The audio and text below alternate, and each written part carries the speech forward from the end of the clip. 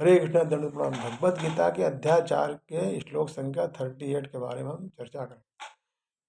ओम अज्ञान तिमिरांधस्य ज्ञानांजन शलाकया चक्षुरुन्मिलितं येन तस्मै श्री गुरुवे नमः। नमो विष्णुपादाय कृष्ण पृष्ठाय भूतले श्रीमते भक्ति वेदांत स्वामी नाम। नमस्ते सारस्वते देवे गौरवाणी प्रचारणे निर्विशेषा शून्यवादी पाश्चात्य। नमो विष्णुपादाय कृष्ण पृष्ठाय श्रीमते भक्ति वेदांत। हरे कृष्ण कृष्ण कृष्ण हरे हरे, हरे राम राम राम हरे। श्लोक संख्या 38 में भगवान कहते हैं, नहीं ज्ञानेन सदृशम पवित्रमिह विद्यते तत्स्वयं योग संसिद्ध कालेनात्मनि विन्दति। इस संसार में दिव्य ज्ञान के समान कुछ भी उदात्त तथा शुद्ध नहीं है। ऐसा ज्ञान समस्त योग का परिपक्व फल है। जो व्यक्ति भक्ति में सिद्ध हो जाता है वह यथा समय अपने अंतर में इस ज्ञान का आस्वादन करता है। यानी in this universe nothing more is purified than knowledge. जब हम दिव्य ज्ञान की बात करते हैं तो हमारा प्रयोजन आध्यात्मिक ज्ञान से होता, स्पिरिचुअल नॉलेज। निसंदेह दिव्य ज्ञान जो डिवाइन नॉलेज है उसके समान उदात्त शुद्ध कुछ भी नहीं है। अज्ञान ही हमारे बंधन का प्रमुख कारण है और ज्ञान हमारी मुक्ति का साधन है। यह ज्ञान भक्ति का परिपक्व फल है। जब कोई दिव्य ज्ञान की अवस्था प्राप्त कर लेता है तो उसे निसंदेह अन्यत्र शांति खोजने की आवश्यकता नहीं रहती, क्योंकि वह मन ही मन शांति का आश्रय लेता रहता है। दूसरे शब्दों में ज्ञान तथा शांति का पर्यावसान कृष्ण भावना में होता है। भगवद गीता के संदेश की यही एकमात्र परिणति है। अब नहीं ज्ञानेन सदृशम पवित्रम यह विद्यते, यह इस मनुष्य लोक में ये जो है मनुष्य लोक का वाचक है, क्योंकि सबको इस पवित्रता इस मृत्यु लोक में प्राप्त की जाती है। पवित्रता प्राप्त करने का अधिकार और अवसर मनुष्य शरीर में ही पाया जाता है। ऐसा अधिकार किसी अन्य शरीर में नहीं है। अलग अलग लोकों के अधिकार भी मनुष्य लोक के समान ही मिलते हैं। अच्छा, संसार की स्वतंत्र सत्ता को मानने से तथा उससे सुख लेने की इच्छा से ही संपूर्ण दोष या पाप उत्पन्न होते हैं। तत्वज्ञान होने पर जब संसार की स्वतंत्र सत्ता ही नहीं रहती तब संपूर्ण पापों का सर्वथा नाश हो जाता है और महान पवित्रता आ जाती है। इसलिए संसार में ज्ञान के समान पवित्र करने वाला दूसरा कोई साधन है ही नहीं। संसार में यज्ञ, दान, पूजा, व्रत, उपवास, जप, ध्यान, प्राणायाम आदि जितने साधन हैं तथा गंगा, यमुना, गोदावरी आदि जितने तीर्थ हैं वे सभी मनुष्य के पापों का नाश करने वाले और उसे पवित्र करने वाले, परंतु उन सबसे भी तत्वज्ञान के समान, ज्ञान के समान पवित्र करने वाला कोई भी साधन, तीर्थ आदि नहीं है, क्योंकि वे सब तत्वज्ञान के साधन हैं और तत्वज्ञान जो है स्पिरिचुअल नॉलेज है वह उन सबका साध्य है। परमात्मा पवित्रों के भी पवित्र है। पवित्राणाम पवित्रम, ऐसा विष्णु सहस्त्र नाम में कहा गया। उन्हीं परम पवित्र परमात्मा का अनुभव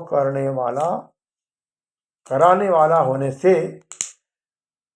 स्पिरिचुअल नॉलेज भी अत्यंत पवित्र माना गया। योग संसिद्धा शब्द इसमें आता है इस श्लोक में। जिसका कर्मयोग सिद्ध हो गया है, अर्थात कर्मयोग का अनुष्ठान सांगोपांग पूर्ण हो गया है, उस महापुरुष को यहाँ योग संसिद्ध कहा गया। छठे अध्याय के चौथे श्लोक में एक योगारूढ़ शब्द आता। योगारूढ़ होना कर्मयोग की अंतिम अवस्था है। योगारूढ़ होने पर ऑटोमेटिकली तत्वज्ञान का बोध हो जाता है, और तत्वबोध हो जाने पर संसार से सर्वदा संबंध विच्छेद हो जाता। कर्मियों की मुख्य बात है अपना कुछ भी न मानकर संपूर्ण कर्म जो है संसार के हित के लिए करना, भगवान के लिए करना, अपने लिए कुछ भी नहीं करना। ऐसा करने पर सामग्री और क्रिया शक्ति दोनों का प्रवाह संसार की सेवा में हो जाता है। संसार की सेवा में प्रवाह होने पर मैं सेवक हूं ऐसा अहम भाव नहीं रहता, अर्थात सेवक नहीं रहता, वहां केवल सेवा रह जाती है। इस प्रकार जब सेवक सेवा बनकर सेव में लीन हो जाता है, तब प्रकृति के कार्य तथा संसार में सर्वथा वियोग यानी संबंध विच्छेद हो जाता। वियोग होने पर संसार की स्वतंत्रता नहीं रहती, केवल क्रिया रह जाती है। इसी को योग की संसिद्धि अर्थात सम्यक सिद्धि कहा जाता है। अब कर्म और फल की आसक्ति से ही योग का अनुभव नहीं होता। वास्तव में कर्मों आदि पदार्थों से संबंध विच्छेद स्वतः सिद्ध है, कारण कि कर्म तथा पदार्थ तो अनित्य है, आदि अंत वाले हैं, और जो अपना स्वरूप है नित्य है।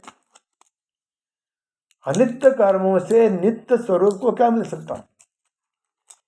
इसलिए स्वरूप को कर्मों के द्वारा कुछ नहीं पाना है, यह कर्म विज्ञान है।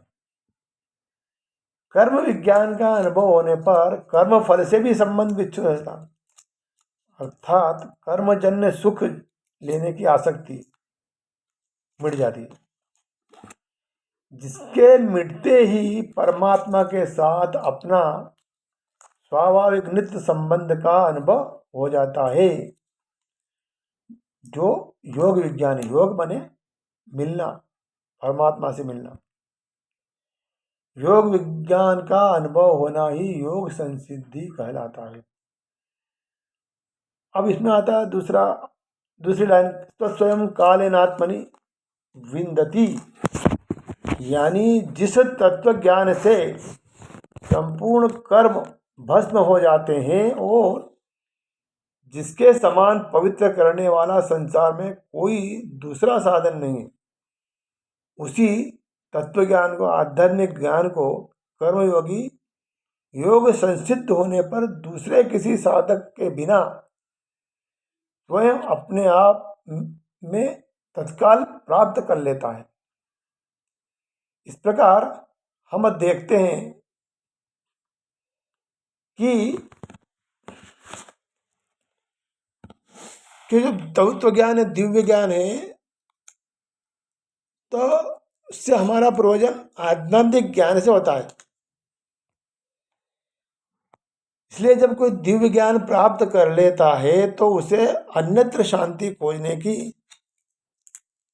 आवश्यकता ही नहीं पड़ती, क्योंकि वह मन ही मन शांति का अनुभव कर लेता, शांति का आनंद लेता रहता।